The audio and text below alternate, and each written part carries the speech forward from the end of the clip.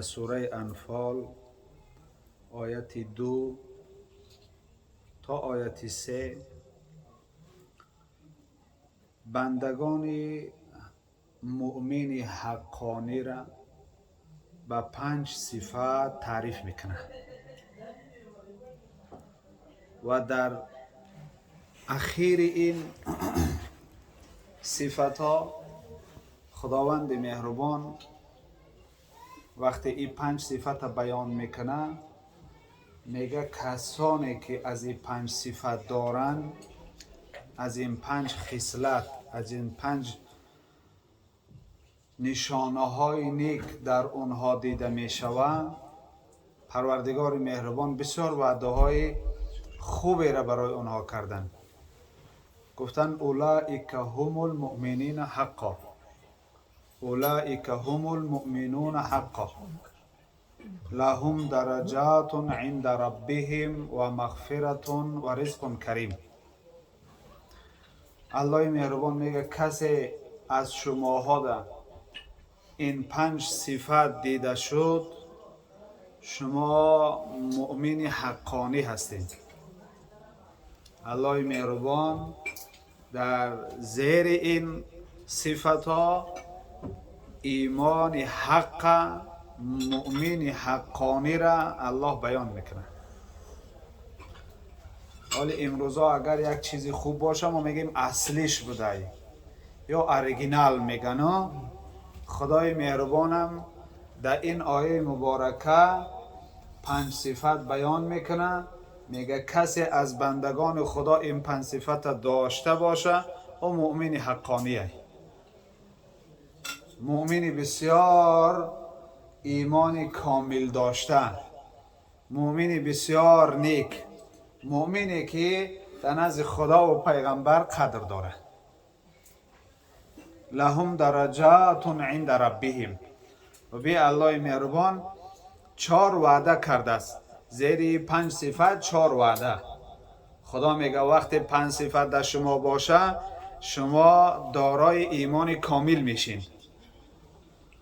لهم درجات عند ربهم و در نزد پروردگار در بهشت مقام ها و درجه های بسیار بلند در خدا نصیب اینها میگردانه.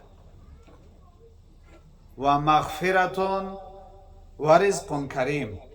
خدای مهربان میگه اینها مورد بخشش قرار میگیرن، الله گناه های اینها را میبخشه و برای اینها رزق بسیار زیبای، رزق نیکی را برای اینها نصیب میده. رزق کریم برادر عزیز، رزق بسیار با برکت.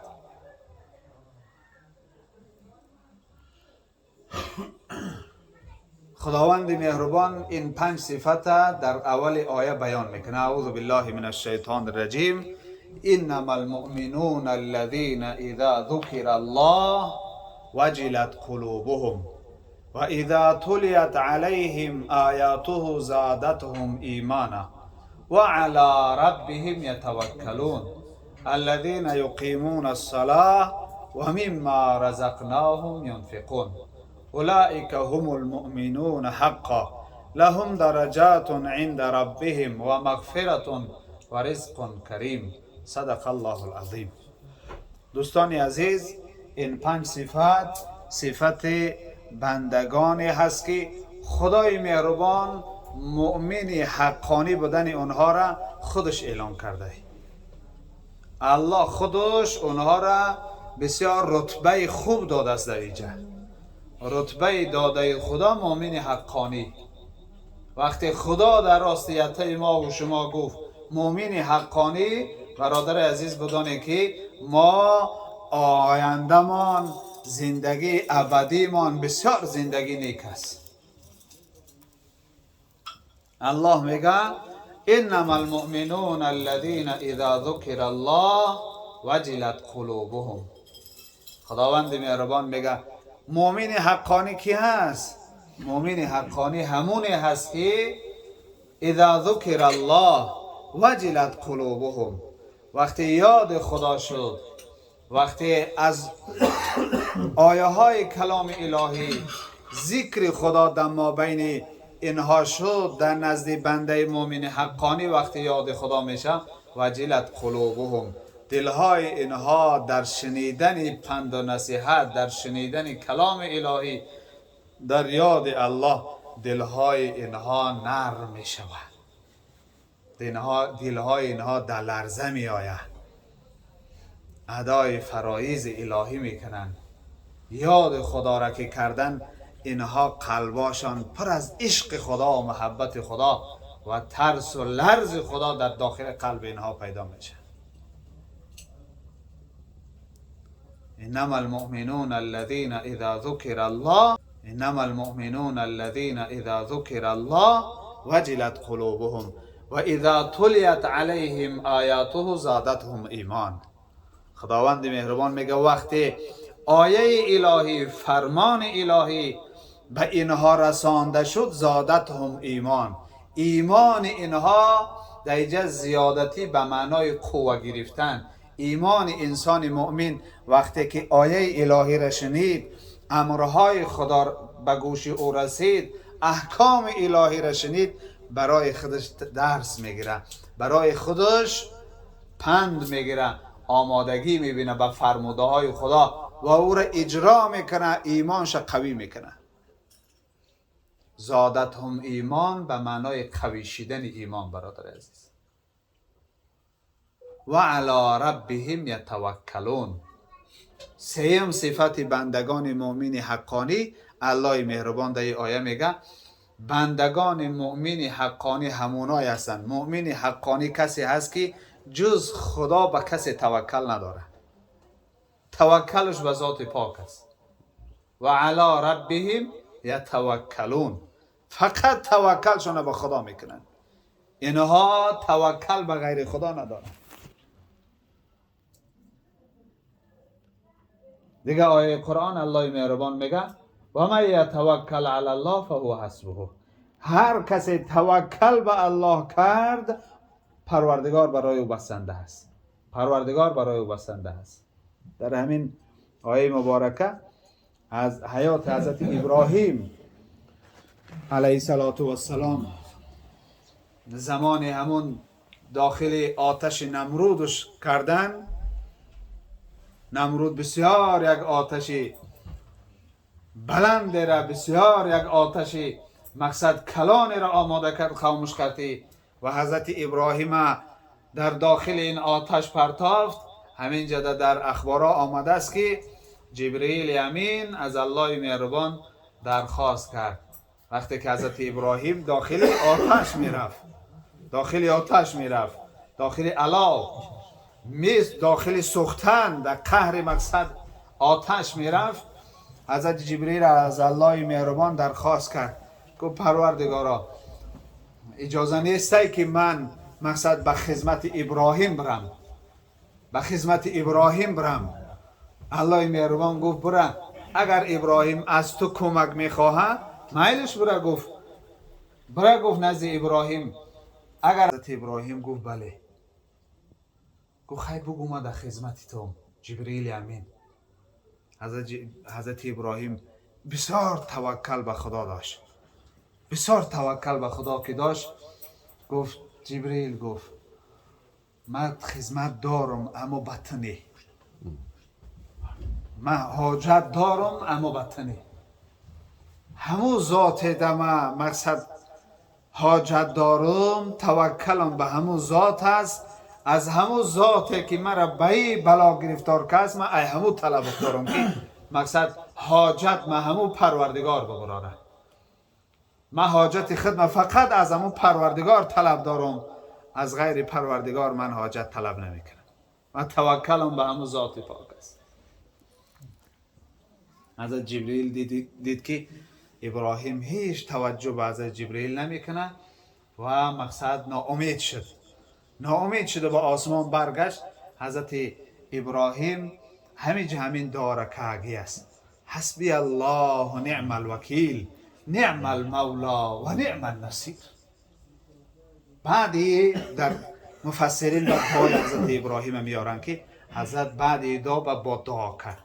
اینجا حضرت ابراهیم بسیار یک دعای زیبا، دعای قرآنی است: حسبی الله و نعم الوکیل. برای ما بسنده هست همو الله یکتا، بر همه مشکلات و همو خدا بسنده هست. نعم الوکیل، بسیار بسیار وکیل، بسیار صاحب زیبا هست، صاحب نیک هست که ما را صاحبی میکنه. نعم المولا و نعم النصیر.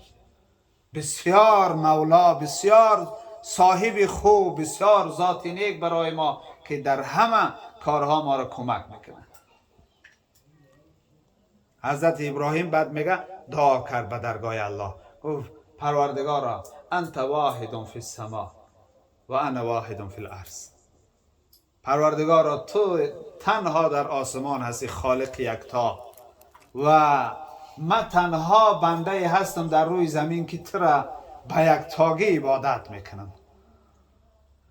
پروردگارا من مقصد به این بلا گرفتار شدم، در این بلا به تقدیر تو گرفتار شدم، خدایا کمکم بکن.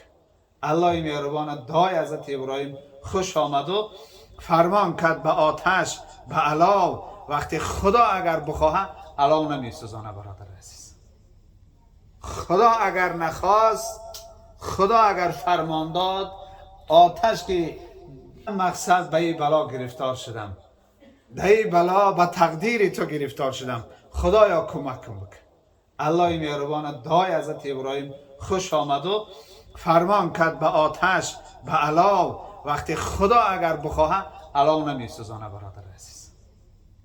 خدا اگر نخواست، خدا اگر فرمان داد، آتش که وظیفش سوزاندن است، الله که امر کرد نمیسوزاند.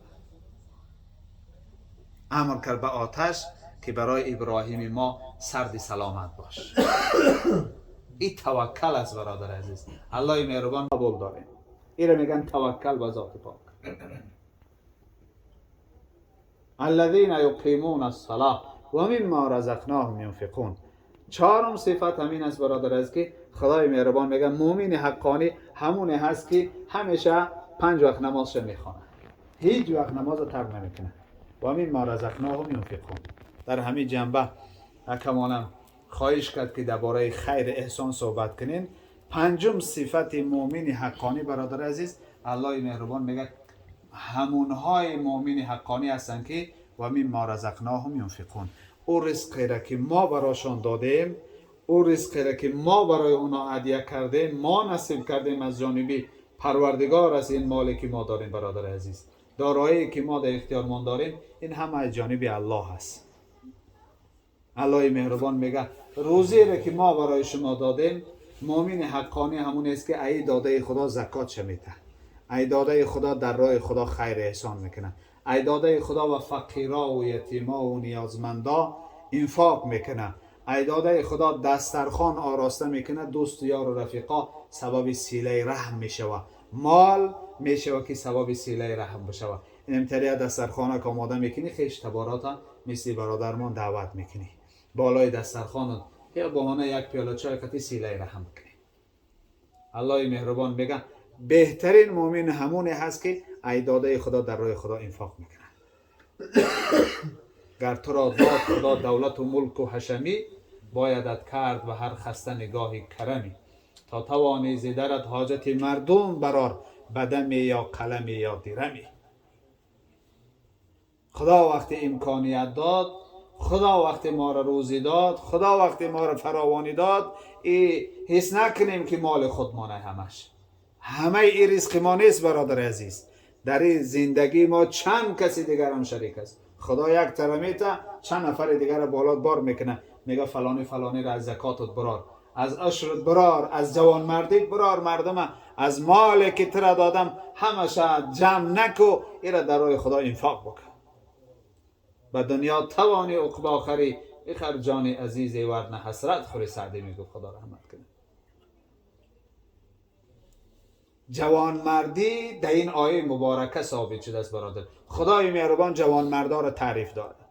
پیامبر صلی الله علیه و سلم در حدیث مبارکش حالی بسیار تعریف زیبا کرده بود. السخی قریب من الله، قریب من الجنه، قریب من الناس، بعید من النار.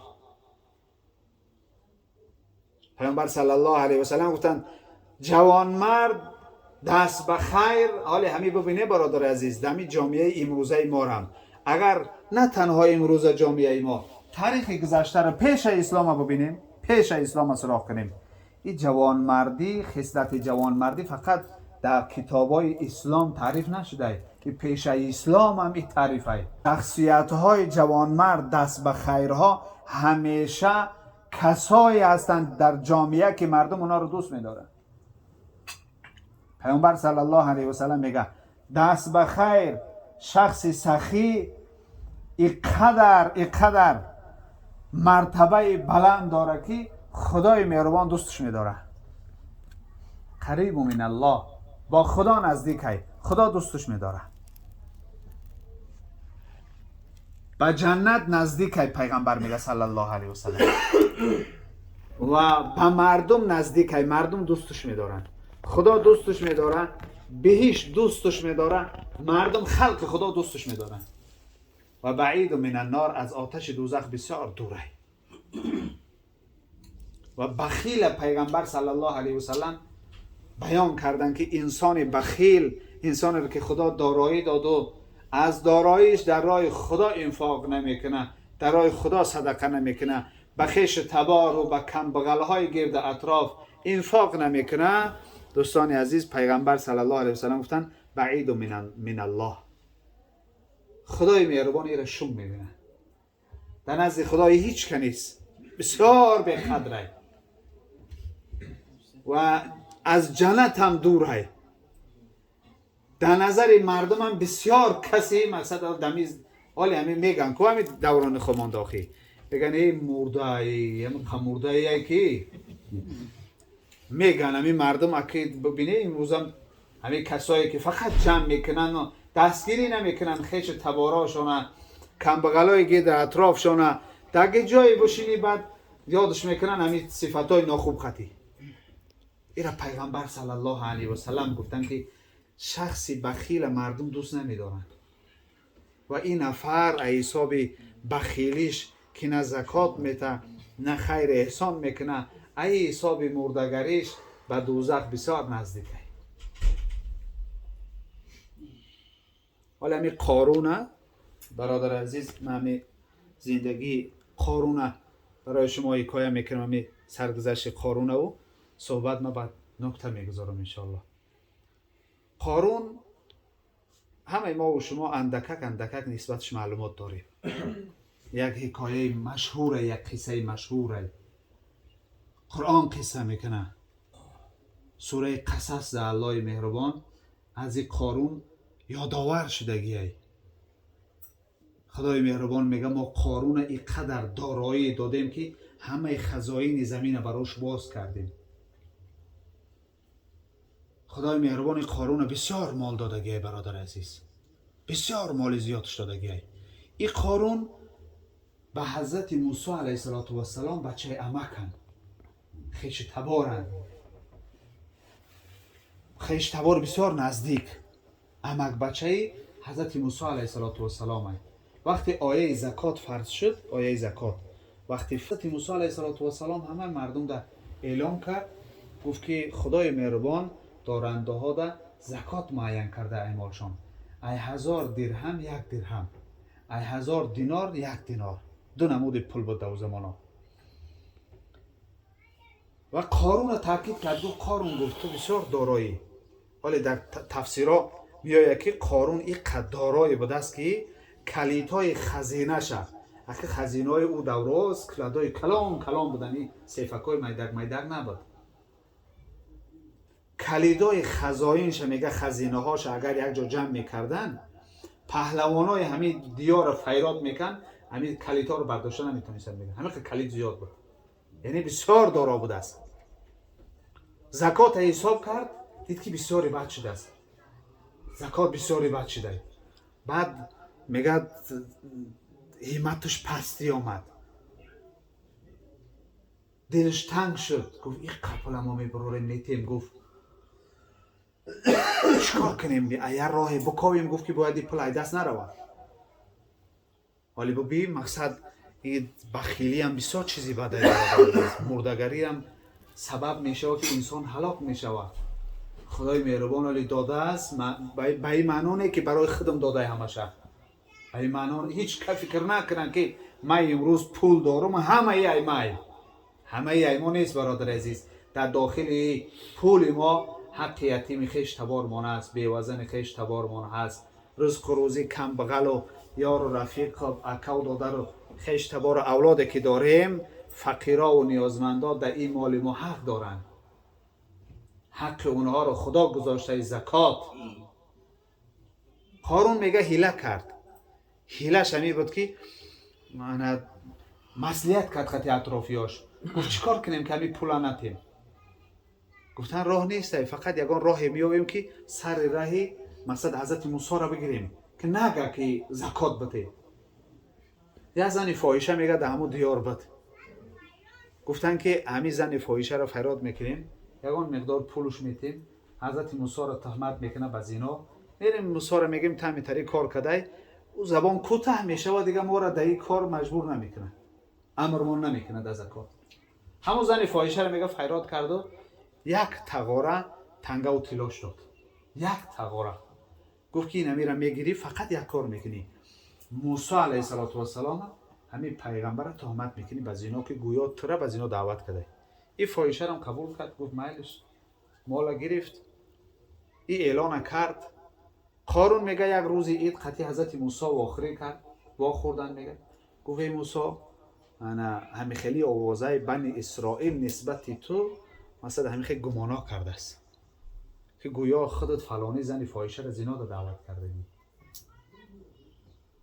حضرت موسی را فرمان کرد که حاضر بیارینش در مابین این مردم. ایدگاه بود. زمانهای پیش نماز عید در یک میدان کشاد میخواندن و مسجدان یک میدان این استادیونا میگه موز خمانکا همینطوری میدانا در مردم، همه مردم یک جا جمع میشد و نماز عید میکردن، ایدگاه میگفتن. همین خیل بوده است. حضرت موسی فرمان که او زنک بیارین. زنک آوردن میگه انا حضرت موسی در مابین مردم قسمش داد. گفت به همون ذاتی که ترا از چنگال فرعون نجات داد، بهر الله هوی کرده ترا قطعی قومت گذران، همون ذاتی که ترا خلق کرده است و همون ذات ترا قسم میتم. آیا همین گپ راسته که من ترا به زنا دعوت کردم؟ گفت نه، دروغه. گفت ای کجا برو آمد؟ ای گپا کی برو آورد؟ گفت اینمی بدبخت قارون. گفت این زنم بسیار جوان مردی کرد، بسیار مقصد انصافانه عمل کرد. گفت همین قارونی کار را تشکیل کرد. گفت حضرت موسی او دیده بود آخی، او دیده بود حضرت موسی را معجزه هاشد. گفت همین موسی که همین قارون، گفت پیغمبر خدا، گفت همین قارونی کار را تشکیل کرد در عوض زکات، در برابری که زکات نته همین کار را تشکیل کرد و مرا پول بسیار داد، مال بسیار داد. گفت موسی را تهمت کو، منم گفت در عوض این پول میگه پزدم نه که مردم شاهد باشه این تهمت. گفت این کار را گفت قارون تشکیل کرد. حضرت موسی بسیار غمگین شد، زیر شد، دعا کرد به درگاه الله که خدای مهربان خار کنه. گفت همین کسایی که همین کارو کردین، خداوند مهربان حضرت موسی علیه السلام گفت زمین در اختیارت، دعا کو. گفت همون کسایی تر تهمت کردن زمین بکششون.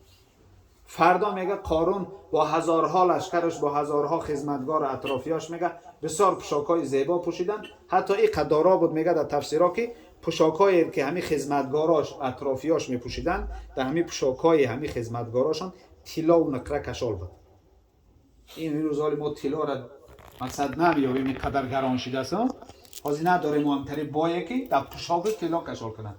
هست یگان مثلا در دستش کاگی چله داره، یگان تای مثلا گردنبند کاگی، یکی تری که در پوشاکش کشال کاگی باشه، تری نیست. او میگه خدمتگاراش همین قدارا بوده که پوشاکاشون به خاطر زیبا پوشوند گفته طلا و نقره کشال کاگی بوده. همین خیلی میگه زیباگی گرفتن بیرون برامن کوچه باید شهر دو گردن. حضرت موسی علیه السلام در همین صبح میگه دعا کرد، گفت پروردگارا یارا، گفت همین زمینت بکش. سبب زمین کشیدن قارون دوستان عزیز دستکشی از زکات است. از زکات دست کشید به خاطری که خیر نکنه، به خاطری که صدقه نداشته باشه، به خاطری که حق خدا را ادا نکنه، دست کشید، مردگری را پیش گرفت و گفت تاجیک خودمان الله مهربان به عذاب گرفتارش کرد. زمین قطعی مال و قطعی خانه و درش کشیدگی شرایط قرآن است. و هیل ارض خدا میگه سوره قصص است. الله مهربان میگه ما قارون به اهل و بیتش به همه اطرافیاش خانه و درش قطعی زمین ده کشیدگی. حساب چی؟ حساب کنسکی، حساب مردگری برادر. بسیار شب و روزای نازک های، شب و روزایی که نیازمندا زیاد شدیان، یعنی فقرا هم بسیار احتیاج دارند. برادر عزیز، اگر کسای ما و شما اندک امکانیت هم داشته باشیم دست کمک به اونها دراز کنیم بسیار نیک میشه، بسیار خوب میشه که ای خیش تبارا ما شروع کنیم، ای خیش تبارای خودمان، اکر داریم، دادر داریم، اپا و خواهر داریم، فرزندای اونا هستن یا خیش تبارای دورتر از قوم و جمع داریمان، هر کدام آن اطرافی های خودمان اگر ما زکاتامونو ببراریم برادر عزیز، زکاتامونو همین دارندای امروزه زکاتاشونو ببرارن به همون ذات پاک قسم کم بغل در دیار ما نمیمونه، فقیر در دیار ما و شما نمیمونه. یا که خیرات و صدقات ما میکنیم همین به کم بغلا درست برسه، اگر ما مقصد واقعا خیر کردنی باشه ما فقیرا در بریم برسانیم به امر پروردگار هم ما ثواب میگیریم هم نیاز اونا برآورده میشه. و خدای مهربان در عوض ای چه وعده کرده است؟ اولئک هم المؤمنون حقا، مؤمن حقانی همینایی هستند که دست کم بغل میگیرن. لهم درجات عند ربهم، و در نزد ما بسیار پروردگار میگه مقام بلند دارن، مغفرت از جانب من، بخشش براشون.